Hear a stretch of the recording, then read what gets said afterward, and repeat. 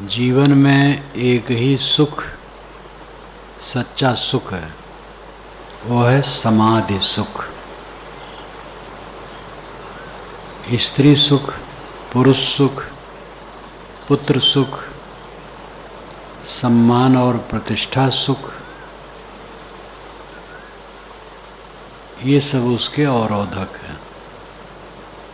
झूठे सुख को सुख कहे, मानत है मनमोद। जगत चबैना काल का, कुछ मुख में कुछ गोद। झूठे सुख को सुख कहता है और मन में खुश होता है। जगत काल का चबैना है। काल ने कुछ को मुख में ले लिया है और कुछ को गोद में ले रखा है। जब लोग चबैना खाते हैं तो पात्र में बाएं हाथ में लिए रहते हैं। बाएं हाथ में पात्र रहता, पात्र में चबैना रहता है और एक एक फांका मुख में डालते और पीसते हैं।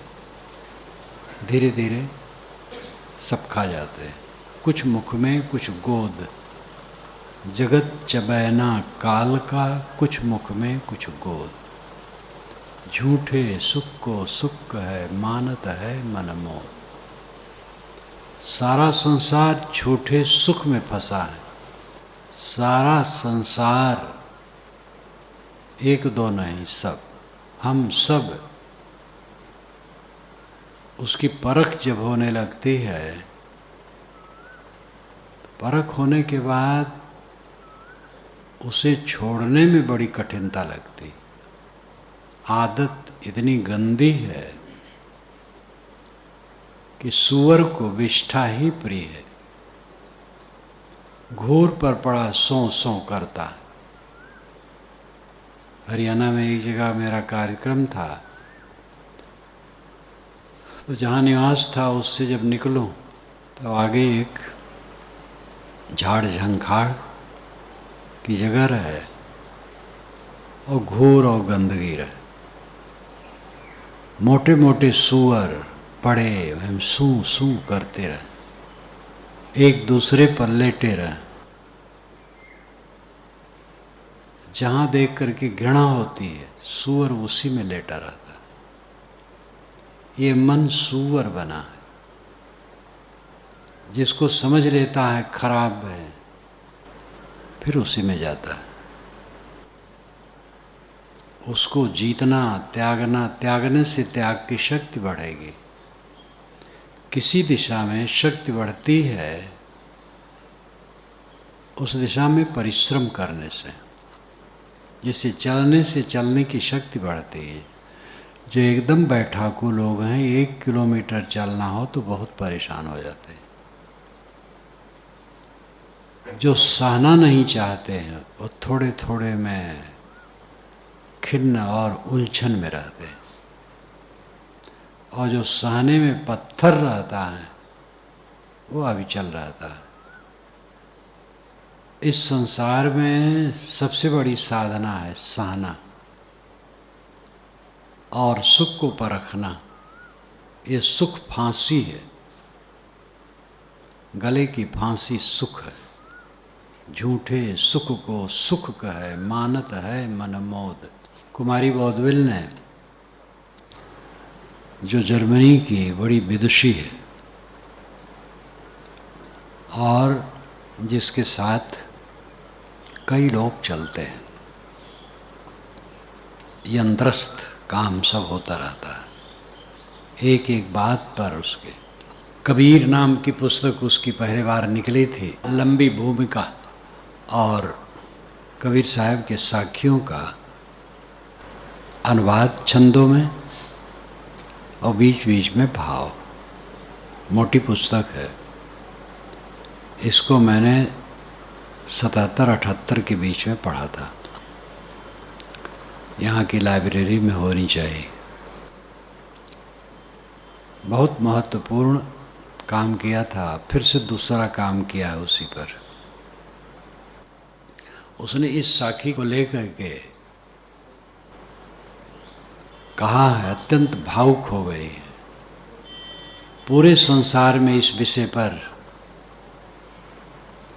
ऐसा वचन नहीं कहा गया है, ऐसा उसने लिखा।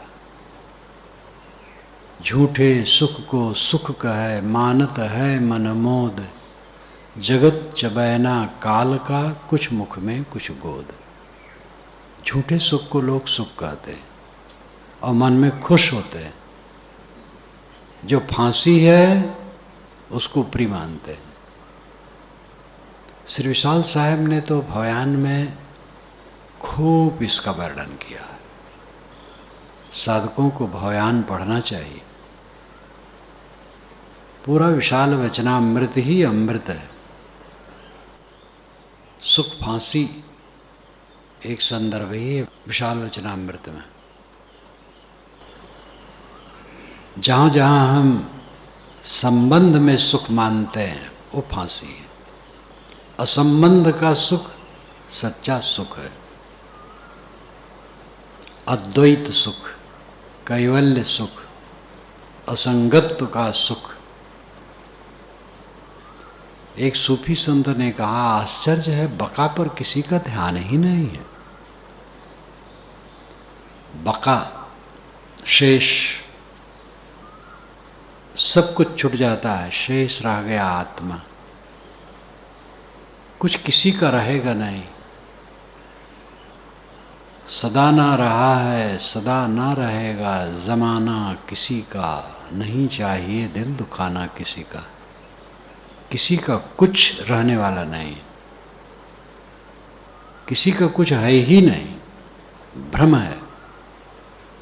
आदमी भ्रम में जीता, जीवन भर भ्रम में जीता।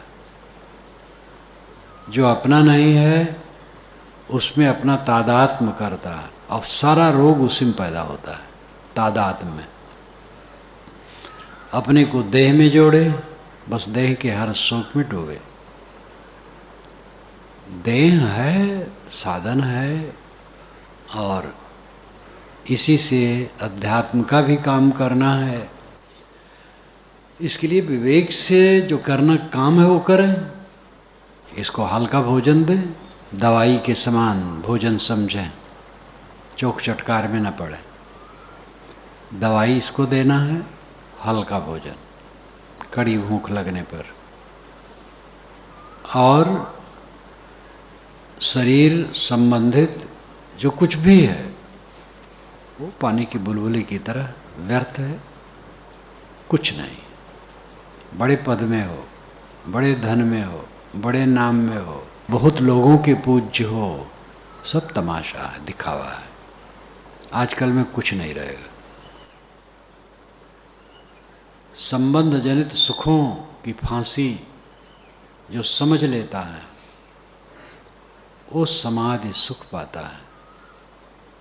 समाधि सुख सच्चा सुख है। निर्मल इस मर्ज की औसत समाधि में बताया है।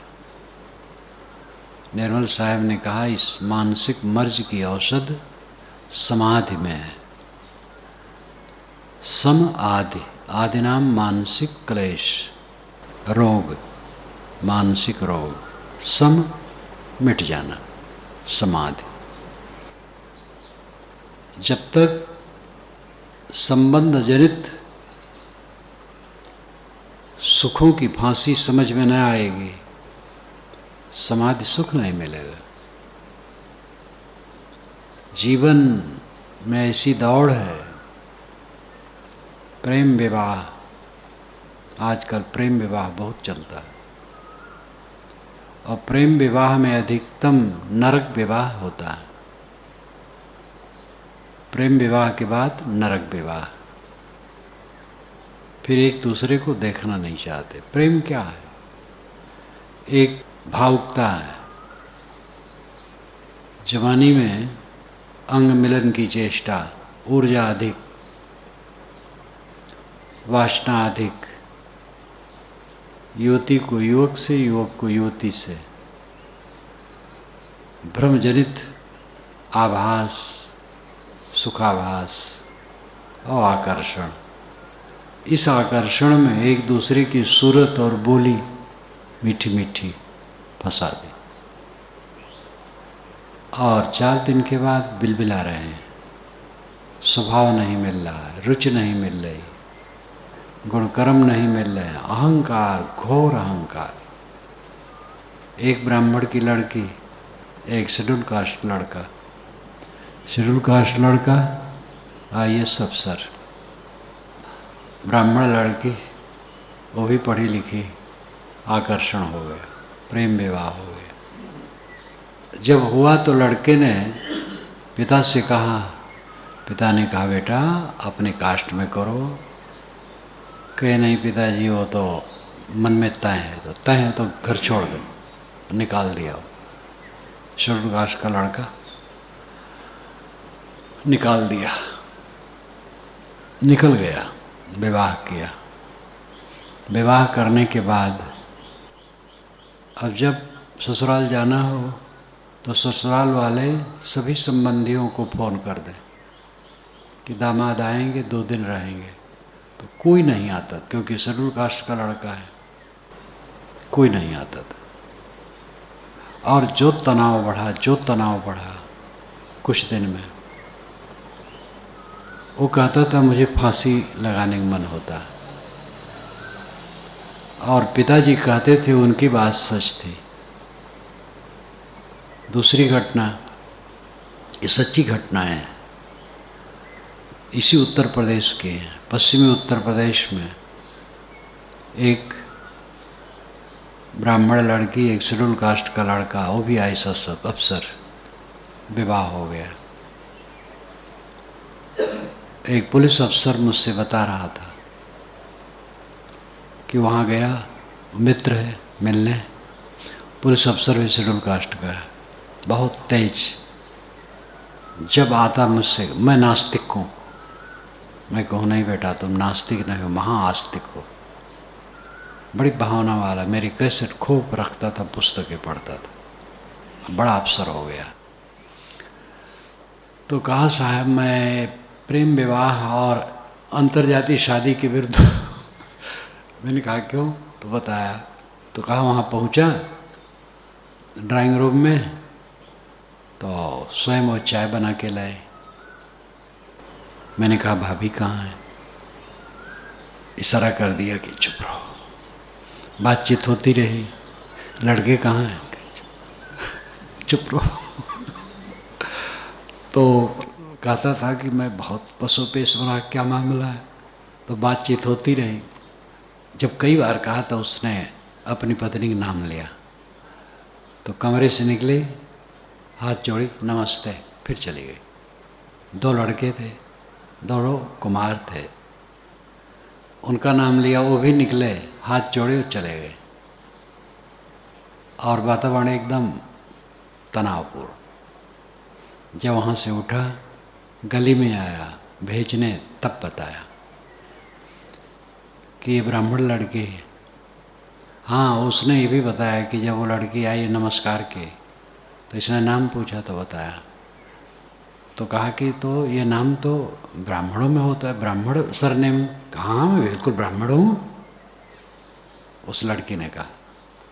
तो उस लड़के ने उस अफसर को बताया कि साहब ऐसा है कि अपने लड़कों को ये बताती है कि तुम्हारा पिता शूद्र है और मेरा पति पत्नी का संबंध है, संबंध नहीं विच्छेद है। पति पत्नी में भला कुछ बाकी रहता है, छू तो छूट गया, लेकिन वो भोजन बना के दे देती है अछूत की तरह। मैं छू तो नहीं खाती है, थाली मुझे अलग दे देती है और अपने लड़के को अलग देती है। इतना तनावपूर्ण कि नरक है, पूरा जीना नरक है। अब क्या करूं? मैंने अंतर्जातीय शादी और प्रेम विवाह करके दुख पाया। अरे कैसे कटेगा, कैसे चलेगा? तो वो लड़का जब आता तो कहता मैं नास्तिक हूँ, मैं कुछ नहीं मानता। मेरे लिए कहे कि आपकी कैसेट सब CD में होना चाहिए। उस समय CD प्रचलित नहीं था, मेरे विचारों को खूब मनन करता था। मैंने कहा मनुष्य में कुछ फर्क नहीं है, सब मनुष्य बराबर हैं। जिनकी रुचि हो अंतर्जातीय शादी करें न करें न करें। तो उसी पर वो कहा कि साहब मैं अंतर्जातीय शादी के विरुद्ध हूँ। तो ये सब बताया, तो विरुद्ध की घटना देखा। मानवता की दृष्टि से कोई बात नहीं, से एक सत्य होता है, एक भावना होती है ध्यान देने योग्य। सत्य ऊंचा है, लेकिन सत्य विचारा भावना के नीचे पिसता रहता है। सत्य है कि स्त्री और पुरुष है, मनुष्य है, लेकिन संस्कार है मैं इस जाति का हूँ और भिन्न जाति वाले पड़ गए तो क्लेश, या ऐसा वो समझें इतना कि हम मनुष्य हैं बस। वो जबान से कहना बड़ा सरल है, लेकिन अंदर का कूड़ा कचरा निकाल करके शुद्ध मानवता की दृष्टि होना ये बिरले में होता है। तो और फिर जहाँ अंतर्जातीय शादी नहीं है और प्रेम विवाह नहीं है, प्रेम विवाह भी कुछ ऐसे होते हैं, प्रेम विवाह है और ठीक रहता है आगे चल करके, सबका नहीं खराब होता है। जहाँ सब कुछ देखभाल करके विवाह हुआ है वहाँ भी यह नरक आता है जहाँ बुद्धि विपरीत है। भिन्न स्वभाव होना ये तो संसार की गति है। विमत विवाद ये ध्यान देने योग्य है। विमत होना स्वाभाविक है, विवाद होना मूर्खता है। विवाद करके तो जीवन को नरक बनाना है। एक साथ रहना, विवाद करना, कलह करना, द्वेष करना, जीवन को नरक बनाना। विमत है तो विमत है, आपस में बैठ के बात कर ले, एक मत हो जाए। अपनी कहे मेरी सुने, सुन मिल एक होए। हमरे देखत जग जात है, ऐसा मिला न कोई। साहब भी हक खा गए, थक गए। अपनी कहे मेरी सुने, सुन मिल एक होए। हमरे देखत जग जात ऐसा मिला न कोई। कोई नहीं मिला, कोई तो जरूर मिला होगा, लेकिन वो अधिकता से साहब किटिया करके कहते कोई नहीं मिला। गोस्वामी जी कहते हैं रामायण अनुहरत सिख, जग भयो भारत रीति। तुलसी सठकी को सुने, कल कुचाल पर प्रीति। रामायण के अनुसार मैं शिक्षा देता हूँ कि भाई भाई प्रेम से रहो। भरत और राम प्रेम से रहे, दोनों ने राज्य को तुच्छ समझा। राम ने ठुकरा दिया, भरत को मिला लेकिन भरत ने ठुकरा दिया। जब राम कहे कि नहीं मैं अब गद्दी पर 14 वर्ष नहीं बैठूंगा, तुम ही अधिकारी, तो अंतिम बात जब कह दिए जो उसके गर्भ में था, उन्होंने चित्रकूट में इस बात को कही, वाल्मीकि रामायण में। गोस्वामी जी ने इसको छिपा दिया। गोस्वामी जी ने ऐसा संवारा है कि जैसे भक्ति बढ़े और राम को परब्रह्म माना जाए और निर्दोष माना जाए, और फिर राम के जो विपक्ष में हो और अधिक दोषी बनाया जाए। तो एक काम उन्होंने ऐसा किया, इसलिए सच्ची रामायण छिप गई। तो उन्होंने कहा जब माता कैकेयी की शादी पिता से हुई थी तो कैकेयी नरेश ने पिताजी से कहा था कि कैकेयी से उत्पन्न बच्चा ही अयोध्या की गद्दी पर बैठे, जब आप ये हारें तब मैं शादी करूँगा। कैकेयी सुंदरी थी, पंजाब के लोग स्वाभाविक गोरे लंबे होते हैं। तो उन्होंने कहा ठीक है, क्योंकि मोहवश थे कैकेयी के। तो कहा कि इस प्रकार पिताजी हार चुके हैं, इसलिए गद्दी के अधिकारी तुम ही हो। तो आप वाल्मीकि रामायण पढ़ें, मैंने रामायण रहस्य में सब लिखा है। तो पूरी वकालत है राम और भरत के बीच में, तर्क पर तर्क दोनों देते हैं। और गोस्वामी जी में भरत कहते हैं कि भैया जो आप कहें, जैसी आपकी आज्ञा। तो राम कहते हैं जैसे तुम कहो। तो इसमें देवता लोग घबरा जाते हैं। गोस्वामी जी के ख्याल से देवता गड़बड़ कर रहे हैं, क्योंकि राम कहीं अयोध्या चले गए तो फिर रावण को कौन मारेगा। अनंत ब्रह्मांड नायक ईश्वर इतना बेचारा परेशान था 33 कोट देवता एक रावण से। क्या क्या तमाशा इन कवियों ने लिख डाला है। तो इस प्रकार दोनों दोनों कहत जैसे आप कहो। वाल्मीकि रामायण में वकालत करते हैं भरत, तर्क करते हैं, और राम तर्क करते हैं। दोनों के तर्क इतने मार्मिक हैं, पढ़ने योग्य। अंतिम में जब असफल होते हैं भरत तो प्रायोपवेशन पर बैठना चाहते हैं। प्रायोपवेशन आमरण अनशन। वो सुमंत से कहते हैं, सुमंत जी एक चटाई इस चबूतरे पर बिछा दो, मैं आमरण अनशन में बैठूंगा प्रायोपवेशन पर। राम नहीं चलते हैं अयोध्या तो मैं मर जाऊंगा, भूख से मर जाऊंगा।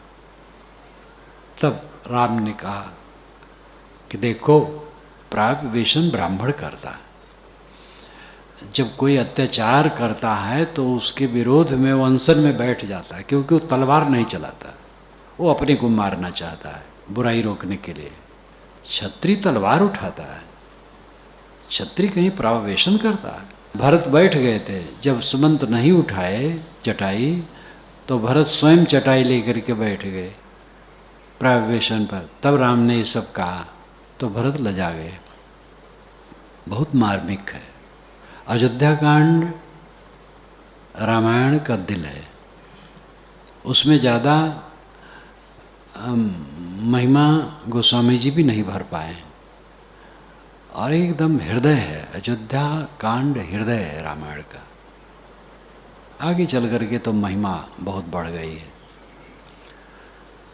तो राम और भरत के बीच में अयोध्या का राज्य गेंद हो गया। लेकिन अंत में भरत ने आज्ञा मानी और सेवा की, भोग नहीं किया, राजभोग नहीं किया, सेवा की।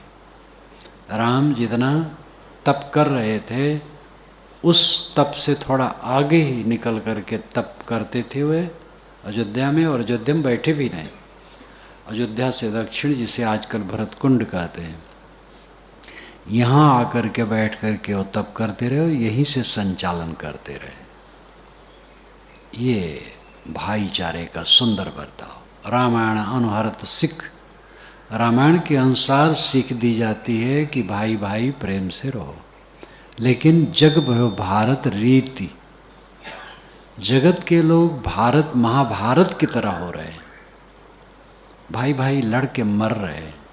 18 दिन के युद्ध में कौरव पांडव विवेकहीन होके कट के मर गए और राष्ट्र का पतन किए। दुर्योधन दुराचारी नहीं था, बस ईर्ष्याल था, आपस का द्वेष था।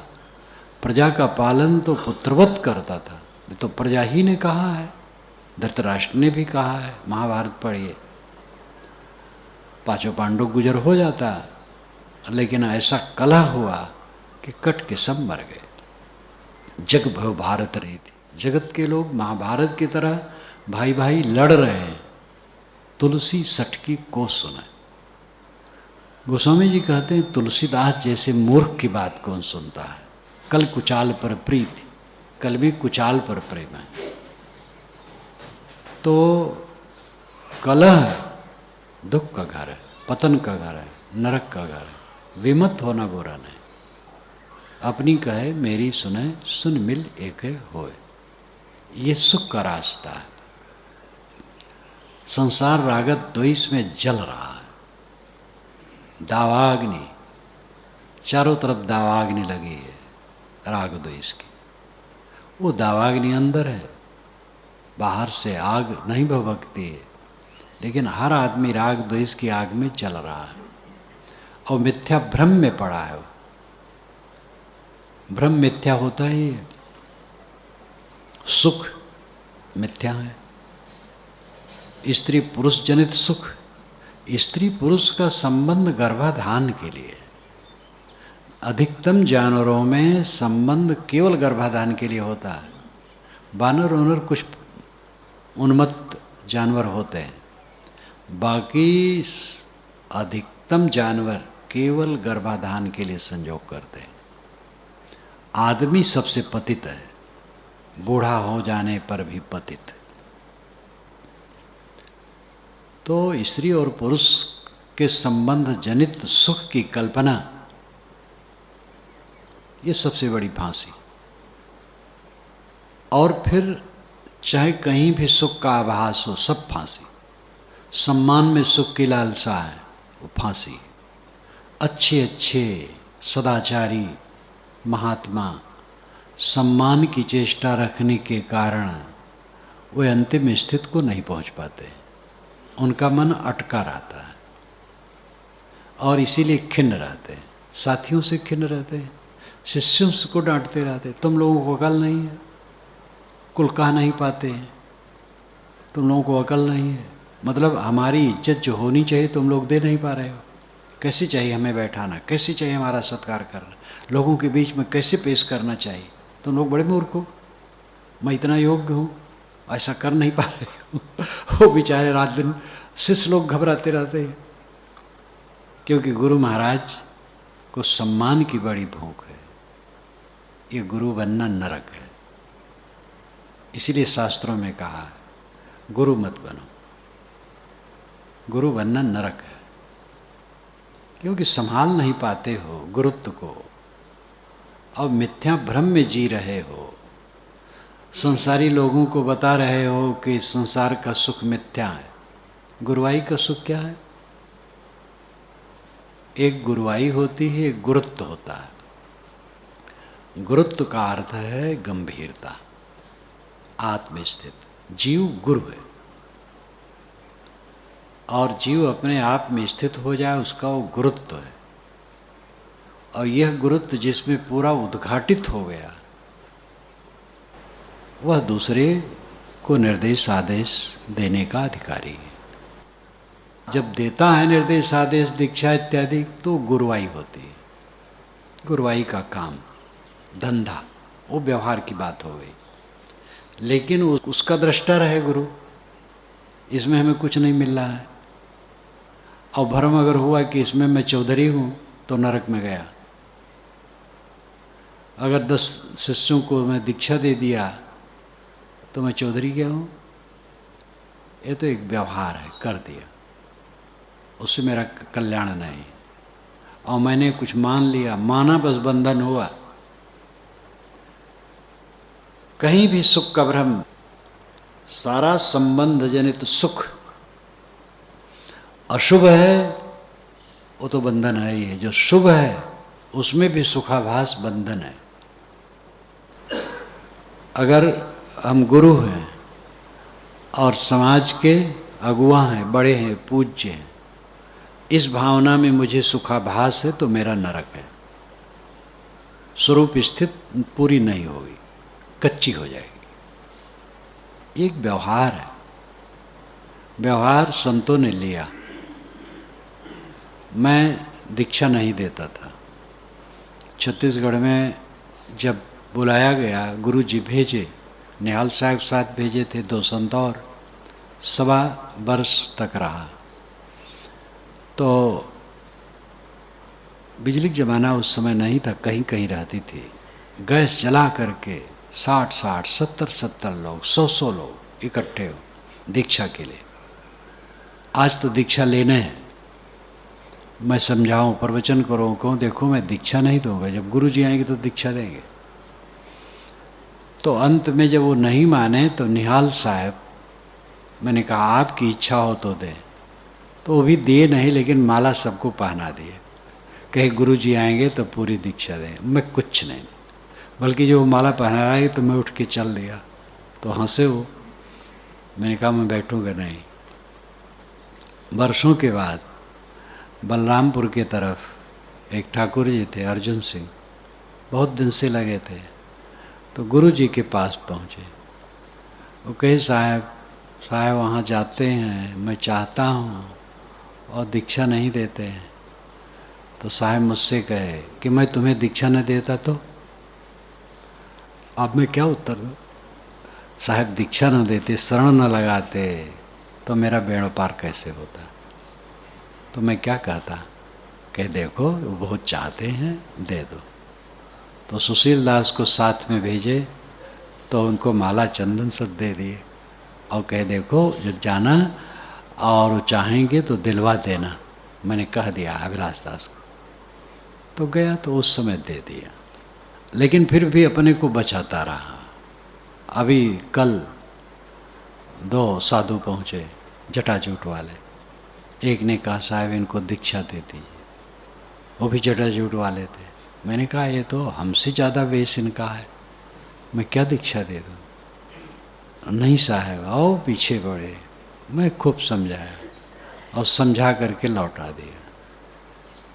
राम भी कहे साहब दीक्षा वो चाहते दे दीजिए जल्दी। तो उनको जब लौटा दिया तो इनसे मैंने कहा ये आज दीक्षा ले लेंगे, महात्मा बने घूमेंगे, मैं अभिलाष साहब का शिष्य हूँ। वही जटाजूटधारी हैं खूब। ऐसे लोग हैं जो हमसे मिले नहीं हैं और कहते मैं साहब का शिष्य हूँ। और दिल्ली की तरफ एक संत से जब पूछा कोई कि उनके पास कितना दिन रहे हो, तो सरल हृदय भी थे, कहे अभी तो देखा नहीं हूँ। तो उनके शिष्य कैसे हो तो अहमदाबाद में जाके मिले, कहे साहब वो हमें ऐसा छेड़ दिए तो इसलिए मैं आपसे मिलने आया हूँ कि आपको देख लूँ। हम कहे गजब हो, तो हमें गुरु कैसे कहते हो। कहे साहब आपकी पुस्तक से हमें बोध हुआ। हम कहे तो ये तो ठीक है, लेकिन जिनसे दीक्षा पाए उनको गुरु कहो। अगर कोई बहुत पूछे कि तो ज्ञान क्या इन्हीं से हुआ कि दूसरे से हुआ, तब कह दो कि उनकी पुस्तक से हुआ, मैं तो गुरु नहीं हूँ। तो कहे नहीं साहब आप ही गुरु हैं तो बिना मिले गुरु माने बैठे हैं। अब ये जटाजूटधारी इनको मैं दीक्षा दे दूँ और घूमते रहेंगे कि मैं साहब का शिष्य हूँ। अब पता नहीं इनका कैसे रहनी है, कैसे बर्ताव करते हैं। बिहार में तो एक बस वो पत्नी को भी लिए रहे अभिलाष साहब बना घूमे, और वो जो भीड़ उसके पीछे चले संत मत के, और उन लोगों का भी प्रेम मेरे लिए रहता है। तो वो सब बहुत सेवा और खूब अभिलाष साहब आए, अभिलाष साहब आए। अब जो नहीं जाने खाली चित्र देखे पुस्तक देखे हैं तो सोचते होंगे हो सकता है साहब पत्नी वाले भी हो और जब तमाशा हुआ जब पता चला तब धर्मेंद्र ने पारख में लिखा कि भाई इस प्रकार है, जहाँ साहब रहते हैं उनके साथ 10-20 संत रहते हैं, और इस प्रकार है। जब वो एक बार मिला पूर्वी चंपारण में तो मैंने बहुत डांटा। मैंने कहा तुम्हारी ये मूर्खता, तुम ऐसा क्यों बनते हो, तो सिपटा करके रह गया। तो बड़ा बड़ा अनर्थ है, प्रपंच है, क्योंकि शुद्ध रूप में जो नहीं है वो अनर्थ करेंगे, गंदगी फैलाएंगे। बात ये हो रही थी कि सुख का आभास सद्गुणों से जो संतोष मिलता है सुख है, लेकिन ये देह संबंधित है। संतोष तृष्णा का क्षय हुआ और संतोष मिला तो परम सुख हुआ। ये भी देह संबंधित है। देह मिट जाने पर संतोष की जरूरत नहीं। जीव निर्विकार है, आत्मा अखंड निर्मल निर्विकार है, उसमें कुछ नहीं। जीवन मुक्त सुख भी नहीं है। जीवन मुक्त सुख अनित पिछानो, सुख स्वरूप जीव नहीं जानो। एकदम जो अंतिम बात है वो सुख की फांसी से बिल्कुल अलग है, एकदम अलग। और इस बात को पारखी संत वैसे कहते हैं, कपिल वैसे कहते हैं, कणाद वैसे कहते हैं, पतंजल वैसे कहते हैं, उपनिषद के ऋषि वैसे कहते हैं, सूफी संत मुस्लिम संत वैसे कहते हैं। क्योंकि वो दशा ही ऐसी है, समझे की गति एक है, जिन समझा सब ठौर, कहें कबीर ये बीच के बल कहीं और की और। जितने समझदार हैं सबकी दशा एक है, क्योंकि अंतिम दशा है संकल्प शून्य अवस्था। सारा संकल्प शांत, कुछ नहीं सोचना। देह में रहते रहते संकल्प शून्य, इसको निर्विकल्प कहते हैं। वेदांत और पारख में निर्विकल्प कहते हैं। योग दर्शन में निर्विकल्प एक छोटी अवस्था है, वहाँ असंप्रज्ञात कहते हैं। अंतिम स्थित है असंप्रज्ञात। संप्रज्ञात जाना हुआ, अच्छी तरह जाना हुआ, संप्रज्ञात। सम और प्र दो विशेषण है। संप्रज्ञात अच्छी तरह जाना हुआ, असंप्रज्ञात जहाँ कुछ भी नहीं जाना जाता है।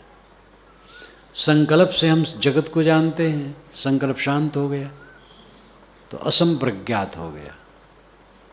इसलिए योग दर्शन में निर्विकल्प एक छोटी अवस्था है, किंतु वेदांत और पारख में निर्विकल्प पूरी अवस्था है। निर्विकल्प संकल्प रहित, वो भाषा शैली का अंतर है, उसको लेकर के भी विवाद नहीं है। वो केवल कहने की शैली अलग अलग है, कोई कल्पना नहीं। ये निर्विकल्प अवस्था है, मोक्ष अवस्था है। बिना साधना किए इस अवस्था में आपको पहुंचना है। आज कल में जब नाड़ी खिसकेगी तो स्मृतियाँ ठंडी होती जाएंगी, होते होते होते बिल्कुल स्मृत लुप्त।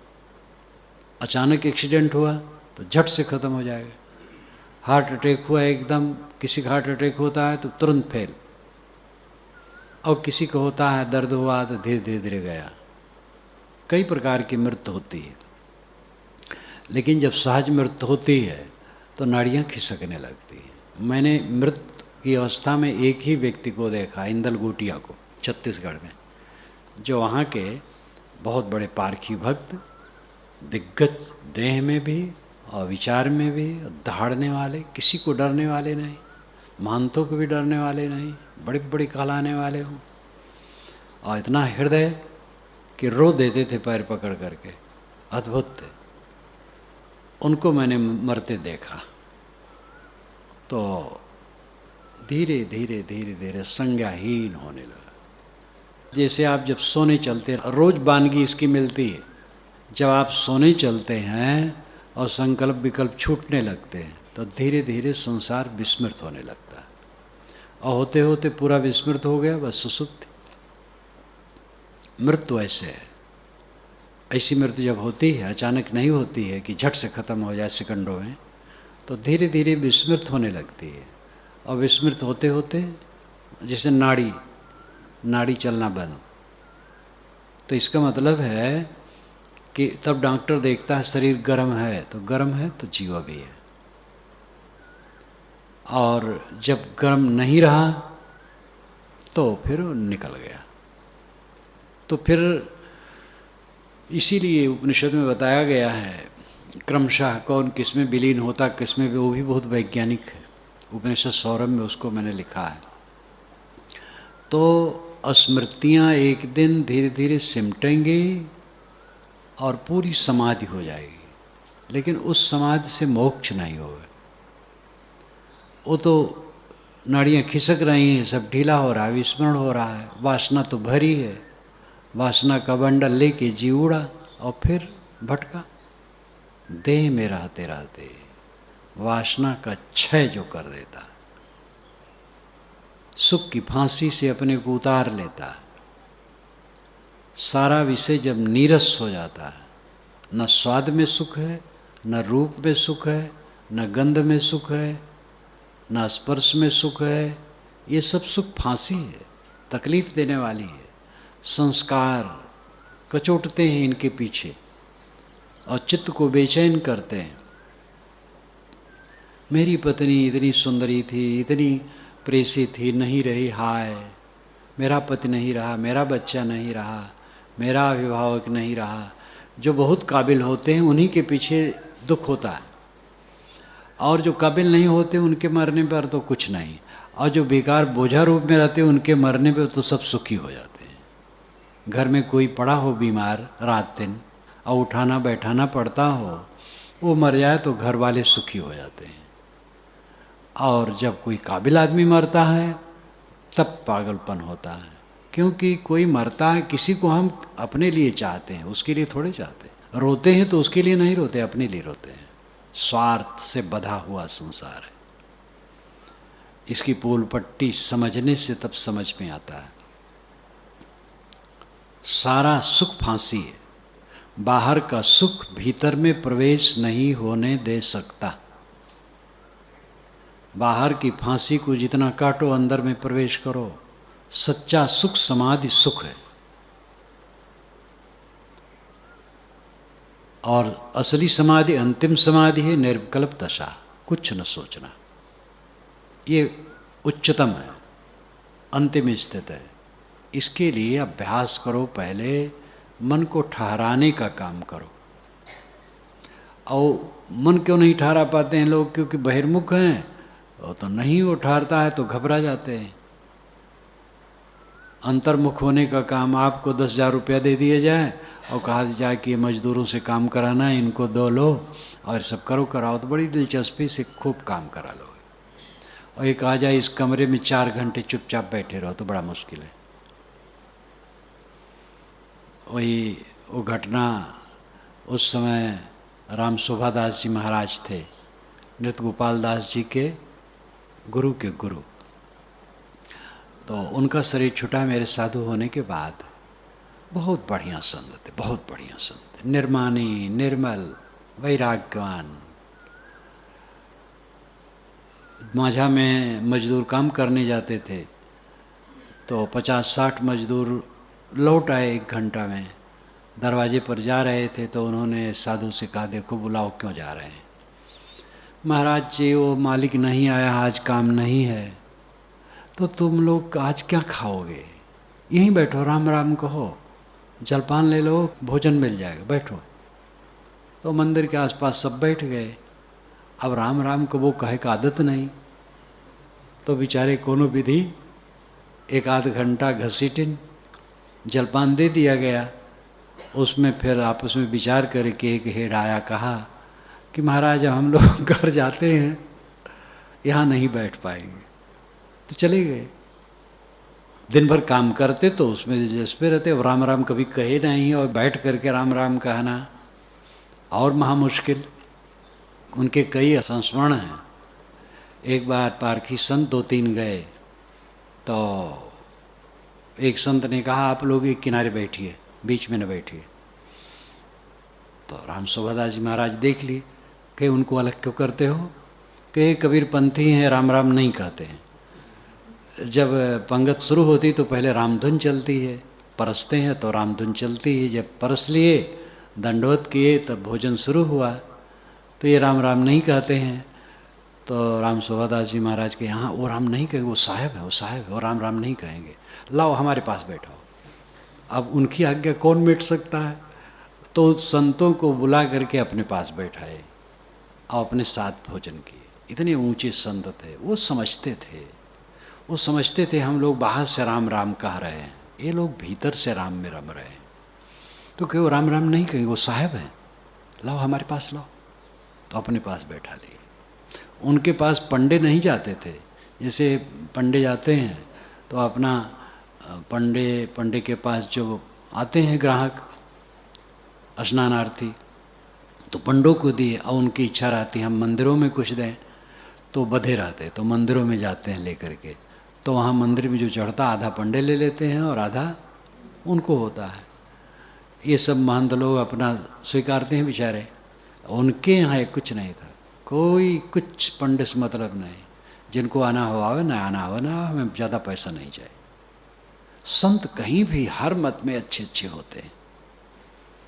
तो राम शोभादास जी महाराज का संस्मरण आया कि वो राम राम कहो, लेकिन वो राम राम नहीं कह पाए। तो अनादि काल से हमारा मन बहिर्मुख है। ये कूड़ा कचड़ा में नर नारी क्या है? नर नारी शरीर सब कूड़ा कचड़ा, टट्टी पेशाब, हड्डी मांस, रक्त, मवाद। और सबसे बड़ा आकर्षण इसी में है। इसके साथ साथ गंध में, रस में, स्पर्श में, शब्द में, ये पांचों विषय के कूड़े कचड़े में प्रेम है। और इसकी पोल पट्टी आदमी समझ करके फाड़ता नहीं है, तो अंतर्मुख कैसे होगा? समाधि सुख सबसे बड़ा सुख है। और समाधि सुख तभी मिलेगा जब विषय सुख फीके हो। विषय सुख संबंध जनित है, समाधि सुख असंबंध है। अकेला है, अद्वैत है, कैवल्य है, निराधार है। आप निराधार हैं, कितना आधार बनाओ सब आधार टूट जाएगा, क्षण में टूटेगा, देरी नहीं लगेगी। अपने इष्ट मित्रों को आप ध्यान नहीं देते हैं कि बस खबर आया कि शरीर छूट गया, वही दशा अपने ऊपर है। पड़ोसी की जो दशा भई सो अपनी जान, कबीर साहब तो फटकार करके कहते हैं, पड़ोसी की जो दशा हुई तेरी दशा होगी, सावधान, एक दिन आएगा निराधार हो जाएगा। सारा आधार झूठा है। हाँ, इस झूठे का उपयोग है। झूठा को झूठा समझो, लेकिन सच भी है कुछ समय के लिए, तो उसका उपयोग है। व्यवहार कर लो और उसकी असत्यता को समझते रहो। एक तो क्षण क्षण बदल रहा है, ये प्रत्यक्ष हम असत्य देख रहे हैं। अपने पास का बच्चा, छोटा बच्चा दुधमुहा जवान हो गया है, विवाह हो गया है, उसके बच्चे हो गए हैं, अब उसके बाल पकने लग गए हैं, वो निरस हो गया है, बात भी नहीं करता है, कितना कुल बदल रहा है। तो बदलाहट को देखो, अवंत में सब का विनाश देखो, सब कुछ का विनाश पक्का है, निर्मित वस्तु का विनाश पक्का है। यहाँ होता क्या है संसार में, बन रहा है बिगड़ रहा है, बन रहा है बिगड़ रहा है, यही हो रहा है और कुछ नहीं हो रहा है। और उसमें मालटाल माने बैठे हैं। कौन सा मालटाल है यहाँ? मालटाल आप खुद हो, परमात्मा आप खुद हो, ब्रह्म आप खुद हो, परम सुख परमानंद आप खुद हो। अपने खोसे हवास नहीं है। कूड़े कचड़े में जन्म हुआ है, तब से बस बिलबिला रहे हो, बाहर बाहर चटनी चाट रहे हो। एक आदमी को लटा दिया जाए सीधा चित, और उसकी जीभ पर मधुर से एक एक बूंद टपकाई जाए, और गर्म लोहे से पूरा देह दागा जाए, ऐसे संसार का सुख है। बस जीभ में थोड़ा सा चटनी चाट रहे हैं, आनंद मान रहे हैं। झूठे सुख को सुख कहे मानत है मनमोद, जगत चबैना काल का कुछ मुख में कुछ गोद। जब तक सबसे विरक्ति मन में न होगी, समाधि न होगी। इस पर एक संस्मरण आता है। मैं सुल्तानपुर ज़िले में था और एक संत मिले, पुराने संत है, मिलते रहते थे, मदन साहब की शाखा के थे। बहुत दिन पुरानी बात है। मैंने कहा साहब कुशल मंगल? हाँ साहब कुशल है। कि साधना में रुचि होती है खूब? मैंने कहा। तो उदास और खिन्न होके कहे, सब तरफ से घृणा नहीं होती। उनके दिल को देखा, उनको पीड़ा थी, टीस थी। ऐसी टीस भी बहुत कम लोगों में होती है। सब तरफ से घृणा नहीं होती है। और वहाँ घृणा का मतलब किसी व्यक्ति पर नहीं, सुख पर, जो हमें फंसाता है वो सुख। सुख ही से तो हम फंसते हैं। घर में हो, पति पत्नी हो, प्रेम से व्यवहार करो। जहाँ तक जितने हैं, गुरु शिष्य हैं, पिता पुत्र हैं, भाई भाई हैं, मित्र मित्र हैं, सब प्रेम से व्यवहार करो। किसी से सुख पाने की चेष्टा न करो। सुख पाने की चेष्टा के बस चांटे लगेंगे और कुछ नहीं पाओगे।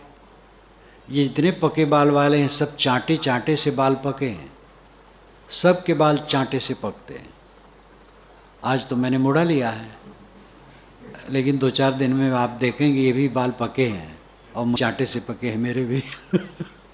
सारे संसार के लोगों के बाल चांटे खाते खाते खाते उजले हो जाते हैं। इतने पर भी होश नहीं है, तब कब कल्याण करोगे? इस छुटा संसार, मिथ्या संसार, जो एकदम अचानक में खो जाता है और एकदम शून्य हो जाता है, उसके लिए वैसी संवेदना क्यों नहीं होती है? अध्यात्म में नहीं बताता है कि ऐसा जान करके हाथ पर हाथ धर करके बैठ जाओ। जैसे कुछ लोग कहते हैं अध्यात्मवाद धर्म क्या है, निकम्मा बनाना। वो इस चीज़ को समझते ही नहीं। सच्चा सकम्मा ये बनाता है। कबीर साहब कहते हैं मैं रोऊं या जगत को, मोही आदमी कहता मैं रोऊं अपनी पत्नी को, अपने पति को, अपने बच्चों को। जो सबका मोह छोड़ देता वो कहता है मैं रोऊं या जगत को। जगत भर के लिए मोह जिसके मन में हो जाता है, वो मोह नहीं रहता है, वो समता हो जाती है। निर्मोही कोई संत हितैषी सबके, तन मन धन तृण जान न बिल में, तब कस प्रेमिन में अटके। ये श्री विशाल साहब का वचन है। कोई निर्मोही संत सबके हितैषी होते हैं। विशाल वचनामृत एकदम अमृत है। विशाल वचनामृत पर मैं इतना अभ्यास किया हूँ कि मुझे पूरा विशाल वचनामृत याद जैसा है। अनेक बार उस पर प्रवचन किया, अनेक बार पाठ किया, अनेक बार। एकदम पूरा ग्रंथ अमृत है। निर्मोही कोई संत हितैषी सबके, तन मन धन तृण जान न बिल में। तन मन धन को तृण के समान जान करके उसमें बिलमते नहीं, भटकते नहीं। तब कस प्रेमिन में अटके। प्रेमियों में कैसे अटक जाएंगे? प्रेमी मिलते हैं, सेवा करते हैं, आदर करते हैं, सत्कार करते हैं, उनके लिए हित कामना है। किसमें अटकना है? जहाँ कुछ भी सत नहीं है। विचार कीजिए, आज से 200 वर्ष बाद ये जो दृश्य दिखाई देता है ऐसे रहेगा? 500 वर्ष बाद ऐसे रहेगा? क्षण क्षण बदलता है। और महाकाल के बीच में 100, 200, 400, 1000 वर्ष भी कुछ नहीं। अनादि अनंत काल है।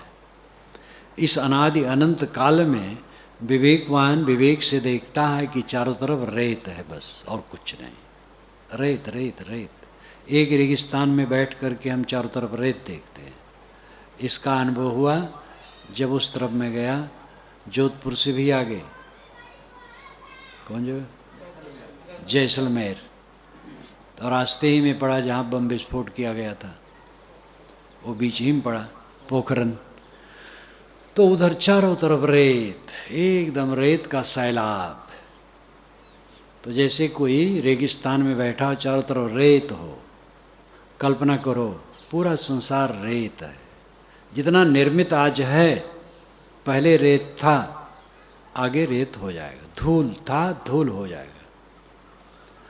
जिसमें हम मोह कर रहे हैं वो धूल है, और धूल भी दिखाई देती है। जो उसका सूक्ष्मतम स्वरूप है वो अदृश्य है। कल मैंने कहा था, गुणानाम परमम रूपम ना दृष्टपद मृक्षति, यत् दृष्टपथम प्राप्तम तन्मायो सुतुच्चकम। गुणों के जो सूक्ष्म स्वरूप हैं वे आँखों से नहीं दिखते। पदार्थों के जो सूक्ष्म स्वरूप परमाणु आज तक वैज्ञानिक लोग आँख से क्या, यंत्र से भी नहीं देख सके। पदार्थों के जो सूक्ष्मतम स्वरूप हैं वो आँखों से नहीं दिखते। गुणानाम परमम रूपम ना दृष्टिपथम इच्छति यत् दृष्टिपथम प्राप्तम। और जो दृष्टिपथ से दिखते हैं, इंद्रियों से प्रतीत होते हैं, तन्मायो सुतुच्चकम, वो माया के समान अत्यंत तुच्छ, कुछ रहने वाला नहीं। कुछ नहीं रहने वाला जहाँ है वहाँ मोह करके भटक रहे हैं, दुख भोग रहे हैं। कब तक फंसे रहोगे? कब तक ये लिप्सा में गड़े रहोगे?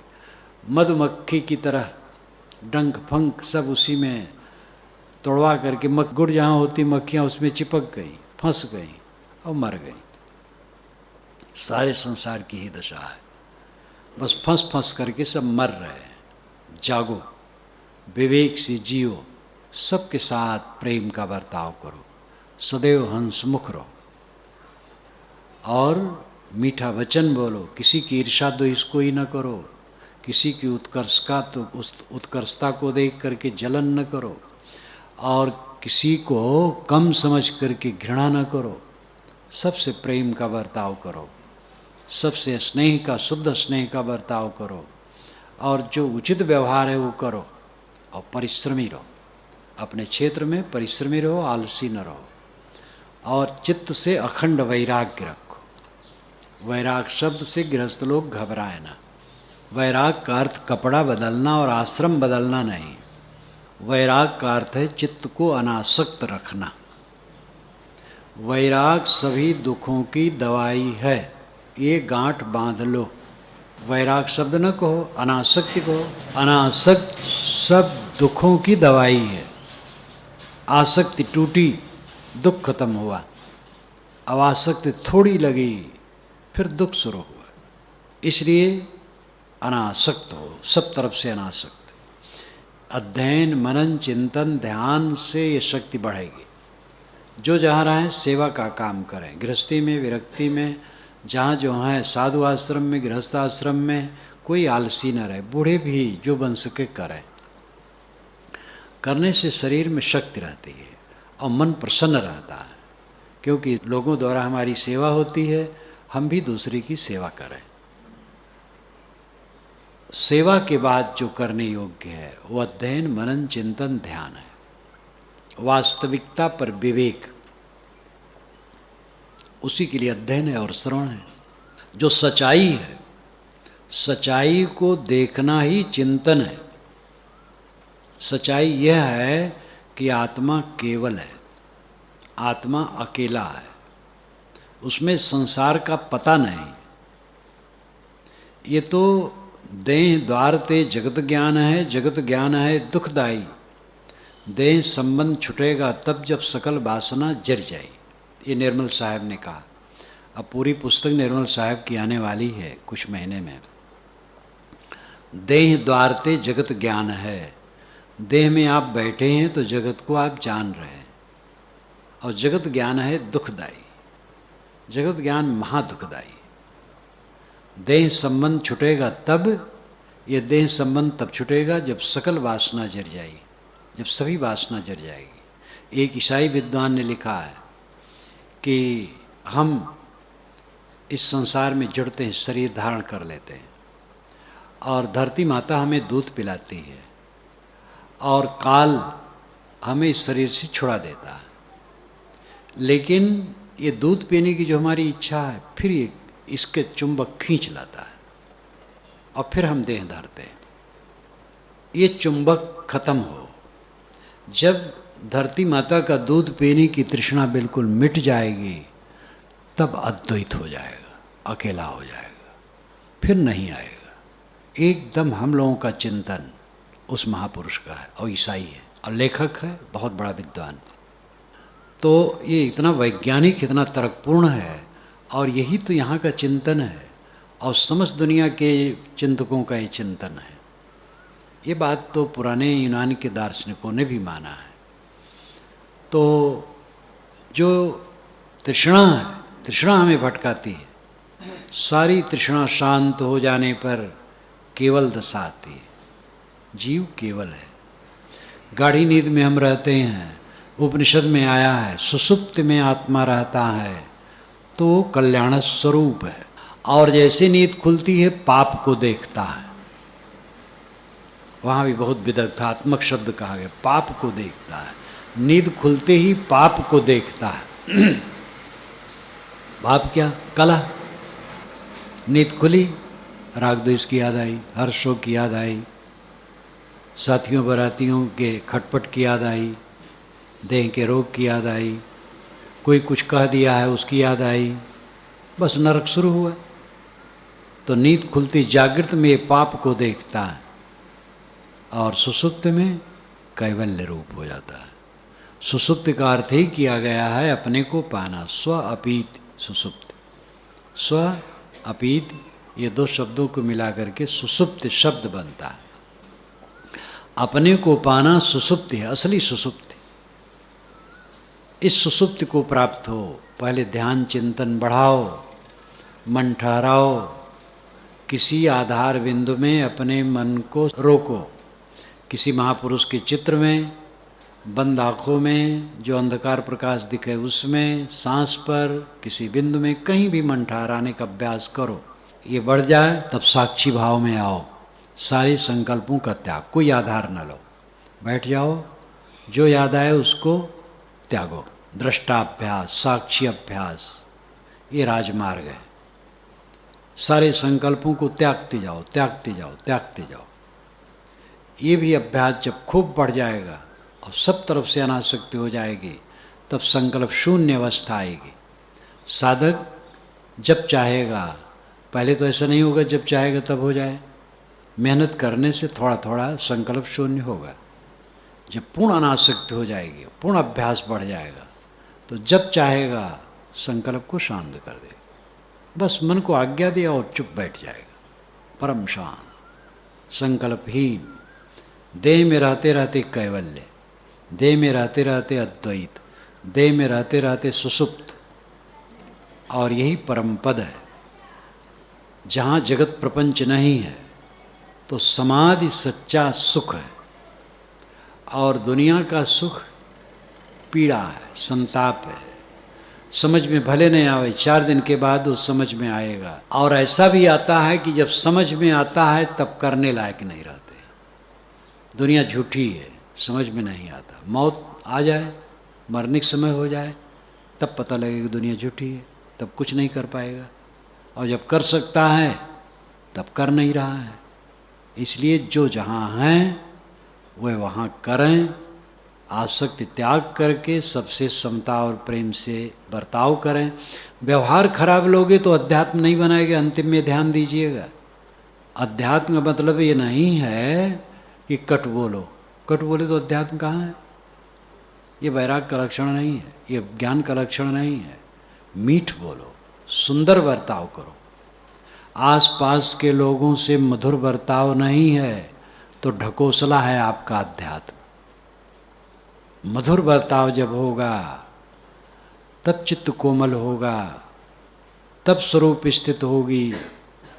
खेत को गोड़ जोत कर खाद पानी डालकर कमाई करके बीज डालने से फसल होती है, ऐसे नहीं होती।